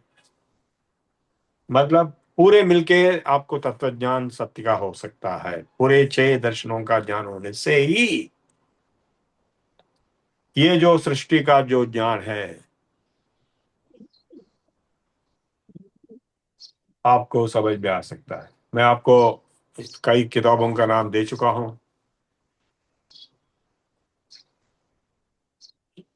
योग दर्शन का तो पातंजल योग प्रदीप हिंदी में है, ओमानंद के गीता प्रेस में है, आप पढ़ लीजिए उसको। सांख्य दर्शन के लिए सांख्य सूत्र ऐसा कोई आपको किताब मिल सकता है, ईश्वर चंद्र का उसका भाष्य मिलेगा। और वेदांत दर्शन का ब्रह्म सूत्र आपको कहीं भी मिल सकता है। आप गीता प्रेस में शायद मिल सकता है या रामकृष्ण मठ में मिल सकता है, ब्रह्म सूत्र भाष्य जो आदि शंकराचार्य का। और वैशेषिक तो मेरा किताब पढ़ लीजिए, फिजिक्स ऑफ वैशेषिक, CSR प्रभु। आप मेरे नाम गूगल में ढूंढ लीजिए, मेरे किताबें सारे मिल जाएंगे वहां पर। CSR प्रभु। आप मतलब SR मतलब श्री राम, कोई बड़ी चीज नहीं है। मेरा नाम श्री राम प्रभु है। सी तो मेरा फैमिली नाम है, चिवकुला बोलते हैं, बहुत मशहूर फैमिली है, कई शहर गांव उनके नाम से है। तो भारद्वाज गोत्र का CSR प्रभु आप गूगल में दीजिए तो सारे किताब वहां पे मिल जाएंगे। उसमें द फिजिक्स ऑफ वैशेषिक बोल के रहेगी, वैदिक यूनिवर्सिटी तिरुपति, आप मंगवा सकते हैं। और मीमांसा का तो बहुत मुश्किल है, जैमिनी सूत्रों का आप कोशिश कीजिए, मिलेगा। और न्याय दर्शन तो गौतम न्याय सूत्रास बोल के एक किताब है, मैं उसको आपको पढ़ाऊंगा जब वो मौका मिलेगा, मतलब कल परसों जब आगे जाएंगे तो मैं न्याय सूत्र का किताब भी आपको बताऊंगा। तो हो गए सारे 6 दर्शन। और ये भी बताना जरूरी है कि ये 6 दर्शन जो है केवल आस्तिक दर्शन है, भगवान को मानने वाले और भगवान को न मानने वाले भी दूसरे दर्शन है। कौन है वो? बौद्ध और जैन और लोकायत और चारवाक, ये भगवान को इनकार करते हैं, वेदों का आधिकारित्व को इनकार करते हैं, वेदों को नहीं मानते हैं और देयरफॉर भगवान को भी नहीं मानते। वो केवल नास्तिक दर्शन, फिर भी दर्शन है। बौद्ध जैन चारवाक लोकायत, ये जो पूरे जो है 24 दर्शन मिलेंगे आपको। सर्व दर्शन समुच्चय ऐसा भी एक किताब है, मेरे ख्याल से वो विद्यारण्य जी का ही है। उसमें हर एक चीज का उन्होंने उल्लेख किया है, सारे दर्शनों का। तो ये जो चारवाक है, नास्तिक है, उनका मानना यह है कि केवल प्रत्यक्ष प्रमाण से जो आपको ज्ञान पैदा होगा उसी को आपको मानना है, बाकी सब जरूरत नहीं। जब इस तरह वो मानते हैं कि ये शरीर ही है जो प्रत्यक्ष रूप में आपका जन्म जो अभी चल रहा है, यही आपको दिख रहा है, ये पैदा होना और मरना, इतना ही आप मान लीजिए। और जितना सुख आप पा सकते हैं जीते जीते वही आपका स्वर्ग है, जितना दुख आप झेलेंगे जीते जीते वही आपका नरक है। बाकी कुछ स्वर्ग नरक नहीं होता, बाकी कोई आत्मा जन्म पुनर्जन्म कुछ नहीं होता, बाकी कोई ईश्वर कुछ नहीं होता। इस तरह ये बोलते हैं। कौन? चारवाक लोकायत। और बौद्ध जैन में ईश्वर को नहीं मानते, वेदों का अथॉरिटी को नहीं मानते, लेकिन योग को मानते हैं, धर्म को मानते हैं, और सारे योग के जो अभ्यास है, ध्यान वगैरह सबको मानते हैं। यहाँ तक कि आत्मा को भी मानते हैं, जीवात्मा को मानते हैं, जीवात्मा का पुनर्जन्म को मानते हैं। कौन? बौद्ध और जैन। चारवाक लोकायत नहीं मानते। तो ये सारे दर्शनों का अध्ययन जो है सारा जिंदगी में आप कर सकते हैं। मैं तो केवल थोड़ा थोड़ा आपको एक सैंपल, आपको एक दृष्टि झलक दे रहा हूं, और कुछ स्नैपशॉट दे रहा हूं। आगे बढ़िए, कौन सा प्रश्न है किसका? Okay. Anyone else has any question? I just want to add आप सभी को प्रभु जी का बहुत सारे वीडियोस है दर्शन के बारे में। आप यूट्यूब में जाके आप क्लिक करके देख सकते हैं। जी किसी ने पूछा पॉडकास्ट कुछ है क्या? जी हैं वो। आप यूट्यूब में जाके आप उधर भी देख सकते हैं। किताबें तो प्रभु जी अभी तो बता दिया है, और जो उसका वीडियोस है पॉडकास्ट है वो भी आप देख सकते हैं। और आप यूट्यूब में जाके मेरा नाम देंगे तो मेरे सारे जितने भी वीडियो हैं वो आपके सामने साक्षात्कार होंगे, या VSS में जाके देखेंगे तो भी मेरे नाम से आपको, ये VSS के जो कोर्सेस में हमने जो ने भाषण प्रवचन दिए थे, उनके सारे मिलते हैं। वीएसएस के बाहर जो है वो यूट्यूब में मेरे नाम देने से मिलते हैं। Right, okay. और कोई प्रश्न है? अभी भी हमारे पास 5 मिनट का टाइम है, अगर किसी को पूछना है तो पूछ सकते हैं।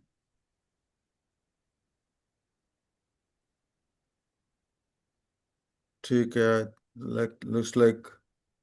Will go to prarthana and close. Right, thank you sir, thank you, नमस्कार।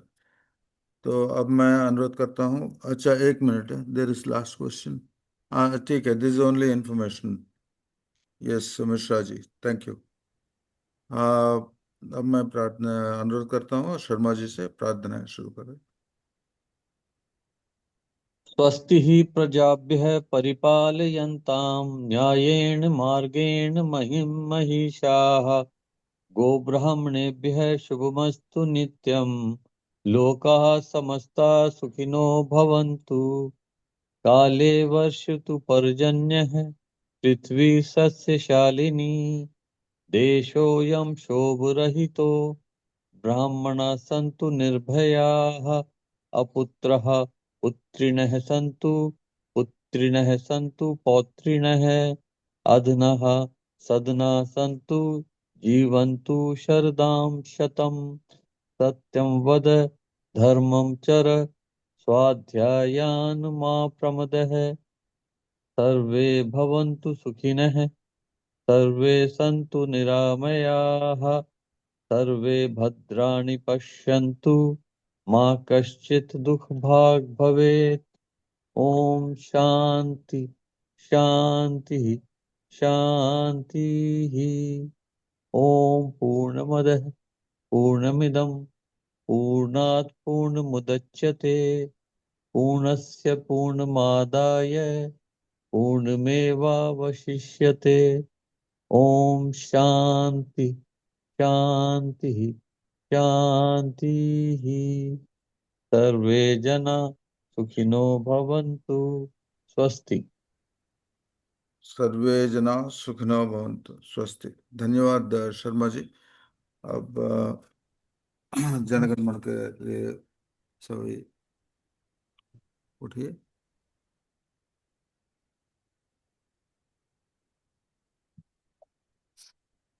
जनगण मन अधिनायक जय हे भारत भाग्य विधाता। पंजाब सिंधु गुजरात मराठा द्राविड़ उत्कल बंगा। विंध्य हिमाचल यमुना गंगा उच्छल जलधि तरंगा। तव शुभ नामे जागे तब शुभ आशीष मांगे। गाहे तब जय गाथा। जन गण मंगल दायक जय हे भारत भाग्य विधाता। जय हे जय हे जय हे जय जय जय जय हे। जय हिंद, जय हिंद।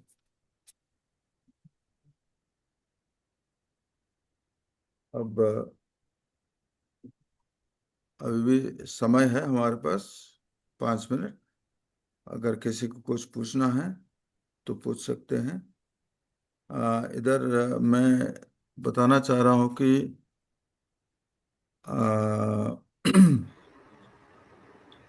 उमेश कुमार जी, आपने पिन नंबर डाला नहीं, ये याद रखिएगा। जैसे ही आप आते हैं क्लास सुनते सुनते, बीच में एक बार देख लीजिएगा आपके नाम पिन नंबर के साथ है या नहीं है। तो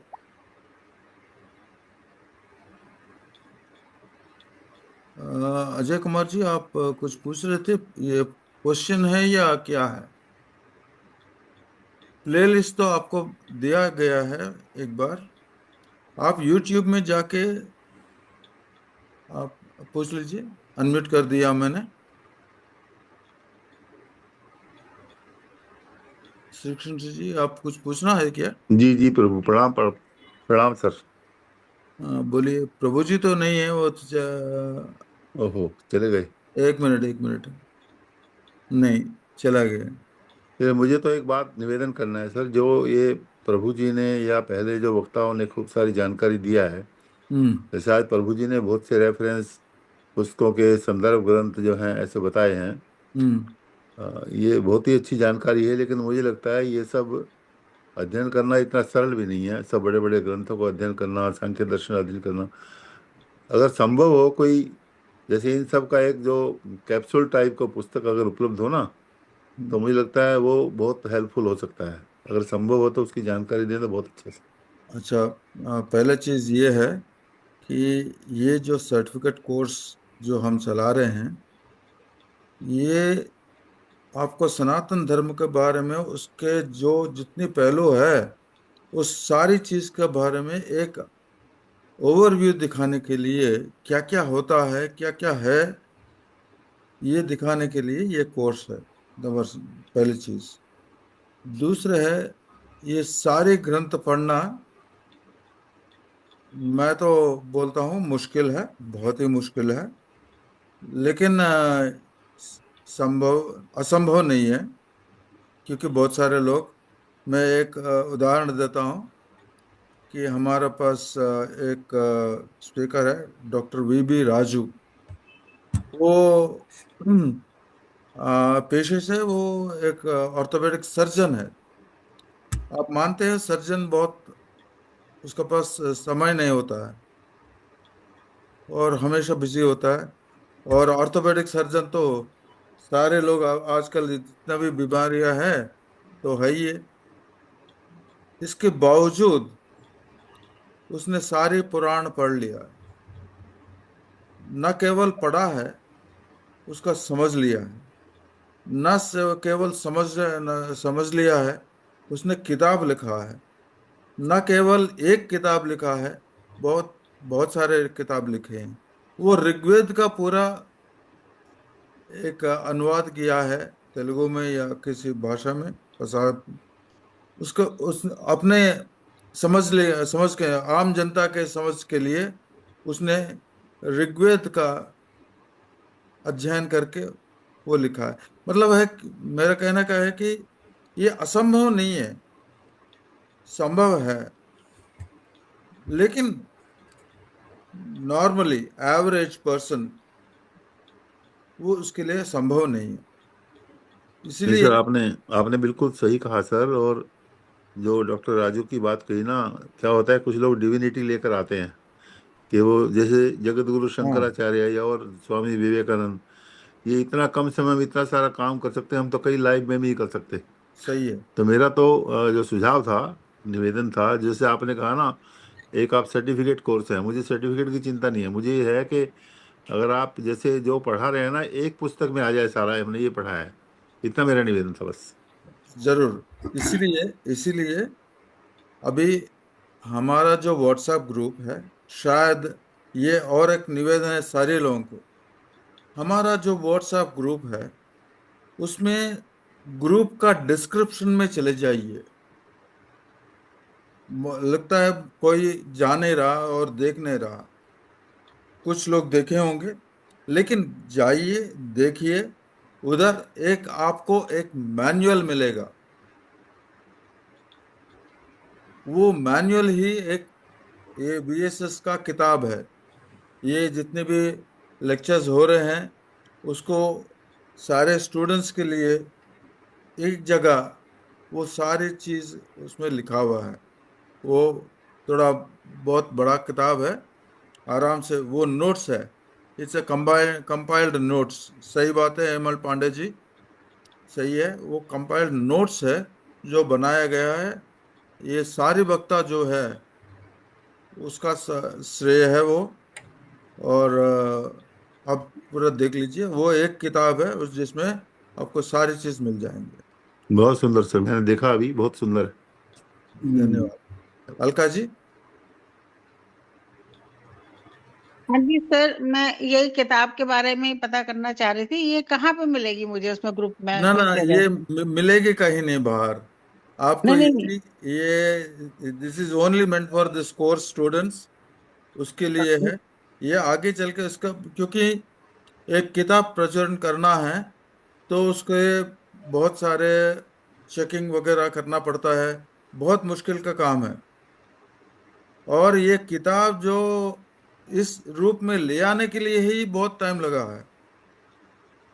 बहुत सारे लोग देखे हैं उसको, और सीक्वेंस में ले आना वगैरह वगैरह बहुत सारे चीज किया है, करने के बाद इस रूप में आया है। और इसको प्रचुरण करना है, उससे पहले हम बहुत सारे टाइम देना पड़ेगा उसमें। इसीलिए हम वो प्रचुरण किया ही नहीं है, वो आगे चल के करेंगे शायद। और सर तो इसमें मिल जाएगा मुझे, इस ग्रुप में ढूंढूं तो पीछे जाके? वही तो बता रहा हूँ मैंने। अच्छा। आप व्हाट्सएप ग्रुप का डिस्क्रिप्शन में जाके चेक कर लीजिए, उधर मिल अच्छा, जाए, ठीक सॉफ्ट कॉपी ठीक। मिल जाएगा। अच्छा सर, एक चीज और पूछनी थी। जो हाँ। ये वेद है अब हमारे, ऋग्वेद, सामवेद, यजुर्वेद, अथर्ववेद, ये और उपनिषद, ये अलग बुक्स हैं उपनिषद, या इसी में से ड्रॉन है, मतलब इसी का ही पार्ट बना दिए गए उपनिषद, या अलग से लिखी गई है? ये उपनिषद अलग है, वेद अलग है। ये actually, let me not answer this question, तो मैं सही बता नहीं पाऊंगा या समझा नहीं पाऊंगा। ये प्रश्न जो है, जो प्रभु जी जैसे लोग हैं, वो आपको जो पढ़ा रहे हैं ना, उसी से पूछने से आपको सही उत्तर मिलेगा अच्छा सर। और जानकारी मिलेगा। धन्यवाद। ठीक ठीक ठीक है, थैंक यू सर। और बहादुर जी, राज बहादुर जी, पूछ लीजिए। राज बहादुर जी, हाँ, अ, नमस्कार गुरु जी। बोलिए। ये ये जो प्रभु जी हैं, हाँ, PSR प्रभु, इनका पता कहाँ का, एड्रेस कहाँ का है? ये हैदराबाद में रहते हैं अब। अच्छा। आप बड़ी- किस किस कारण से ये क्वेश्चन पूछा है, ये भी तो बताएं। मिलना चाहते हैं उससे? हाँ जी। हाँ, हैदराबाद में चले जाइए और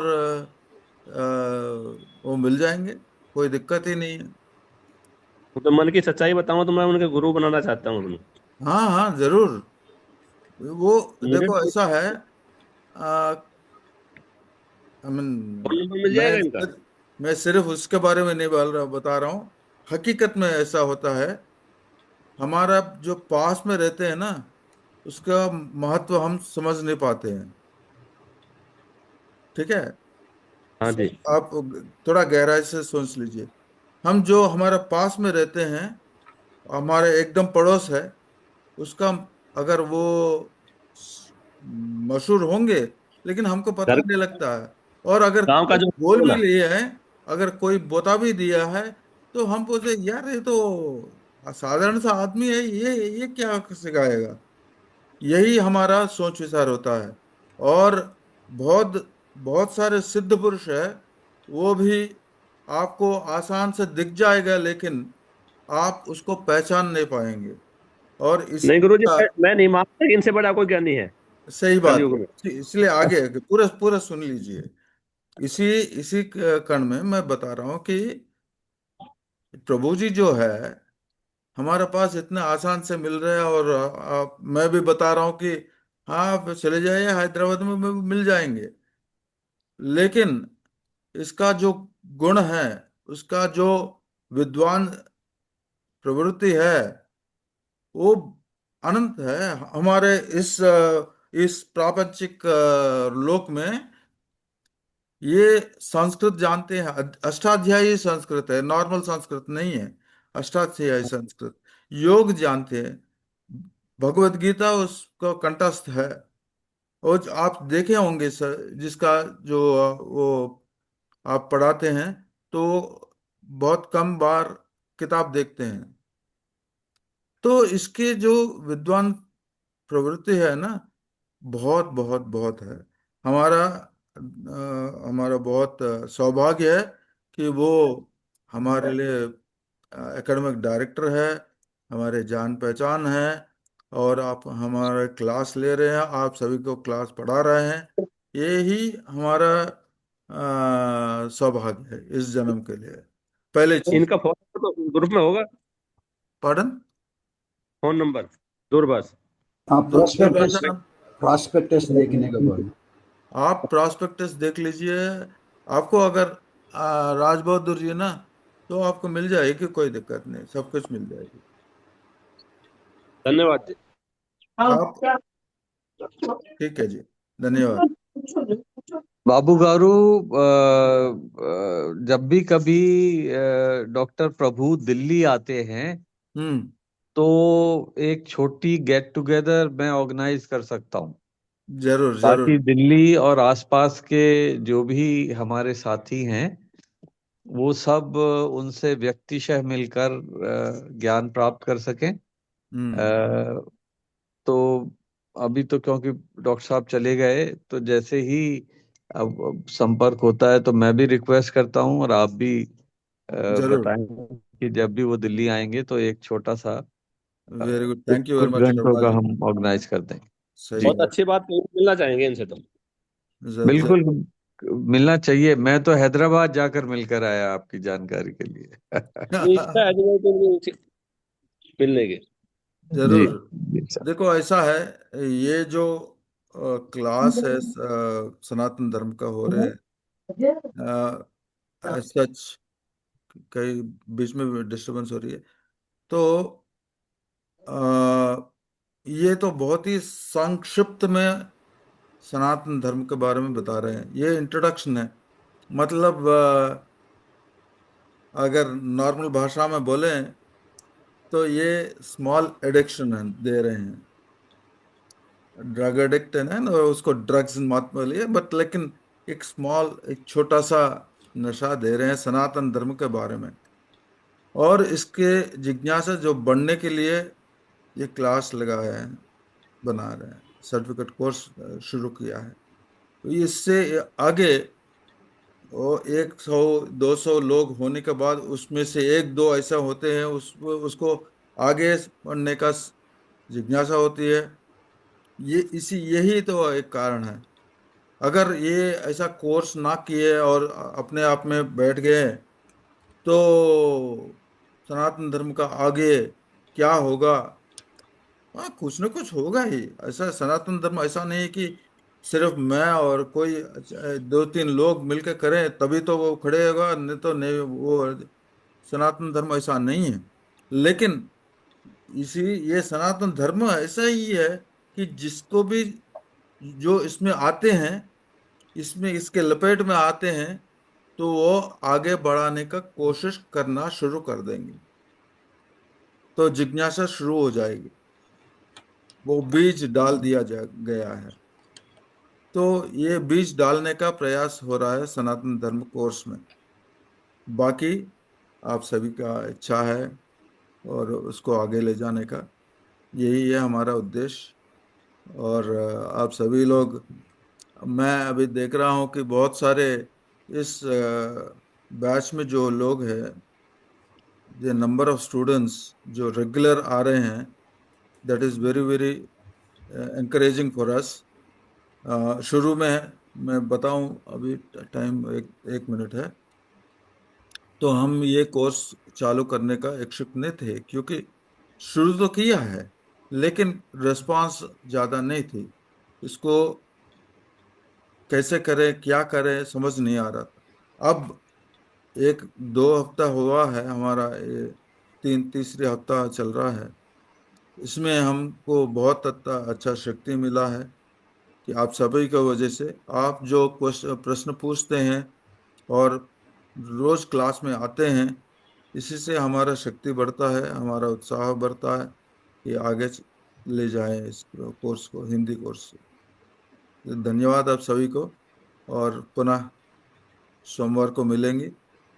और शनि आदिवार में कोई स्पेशल लेक्चर हो, उसका भी सूचना आपको मिल जाएगी। आप आनंद लीजिए। धन्यवाद। और किसी और को कुछ पूछना है? बाबूजी, कुछ बोलना है क्या आपको? हाँ, धन्यवाद। सब आप सुन ले कि कल गेस्ट लेक्चर है। एक हरगोपाल जी हैं, वो काफ़ी माने हुए रचयिता है और स्पीकर है। कल ये एक वेरी इंटरेस्टिंग टॉपिक है। उसके बारे में बात करेंगे कल शाम को 4 बजे। आप सब जो है आप लॉगिन करिए, सेम लिंक में आपको मिल जाएगा जूम लिंक। 4 बजे से थोड़ा पहले आ जाइए, और 1.5 घंटा का है, जैसे ये है वो भी 1.5 घंटा का है। तो I request all of you to join that guest lecture. धन्यवाद बाबूजी। और इसी के साथ और अजय मिश्रा जी ने बहुत अच्छा काम किया कि जो प्लेलिस्ट है, जो भी वीडियोस है वेद संस्कृत समिति का कोर्स का, वो इसमें चैट बॉक्स में डाला है। अभी जैसे क्लास बंद हो जाएगी वो तो बंद हो जाएगी, लेकिन उसको कॉपी करके रखिएगा।